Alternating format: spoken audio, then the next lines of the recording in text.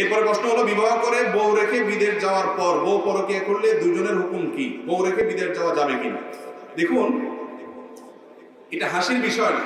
আমাদের সমাজে আজকাল ঘরে ঘরে এই সমস্যা। বিশেষ করে প্রবাসী বেচারারা সারা জীবন বিদেশে পৌঁছে।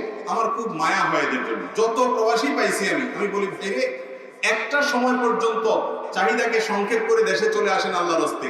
বিদেশে বিশেষ করে মিডল ইস্টে যারা যায়, আমি দেখছি বেশিরভাগ ভাইদের এই অবস্থা। প্রথম গেলে বলে কি, যাওয়ার পরে ওই যে মার কথা বইয়ের কথা মনে পড়ে, খুব চোখের পানি আসে, মনটা খারাপ লাগে। প্রথম যে বলে যে শুধু ভিসার টাকাটা উঠাতে পারলেই হয়, আমি আর দেশে থাকতেছি না। মাথা খারাপ, আপনজন রেখে থাকে যা। কিন্তু ওখানকার হালুয়া রুটি ভালো করে খাওয়ার পরে এত মজা পেয়ে যায়, এরপরে বলে যে আচ্ছা ভিসার টাকা যেহেতু উঠছে, একটু বাড়িতে একটা দালান ঘর করতে পারলে চলে যাবে।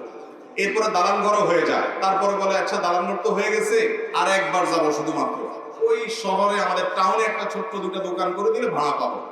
এভাবে করতে করতে গোটা জীবন প্রবাসে শেষ করে দেয়। দেশে আসে শুধু মরার জন্য, মানে শুধু মরটা বাকি থাকে, আর সব শেষ।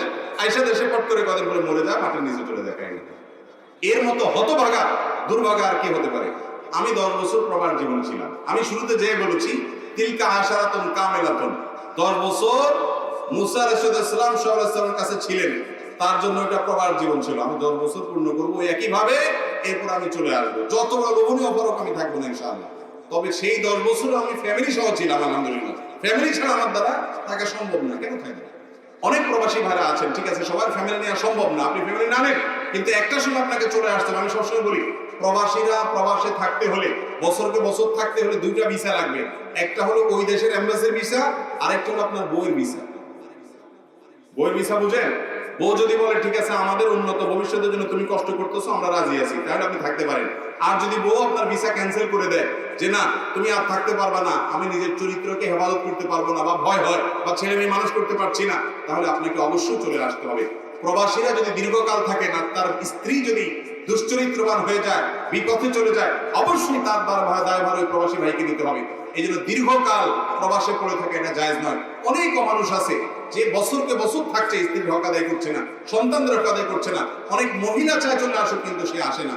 আবার অনেক মহিলা আছে উল্টা, জামাইকে ফুসলায় শুধু, যে আপনি দেশে এসে কি করবেন, আহারে দেশে এসে কিছু করতে পারবেন না, আর সব মেরে কুটে খাবে, আপনি আরেকটা বছর থেকে আসেন, আরেকটা বছর থেকে আপনার লাইফটা শেষ।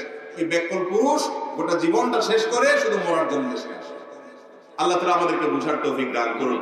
অতএব দীর্ঘ প্রবাস জীবনে থাকা এটা প্রশংসনীয় নয়।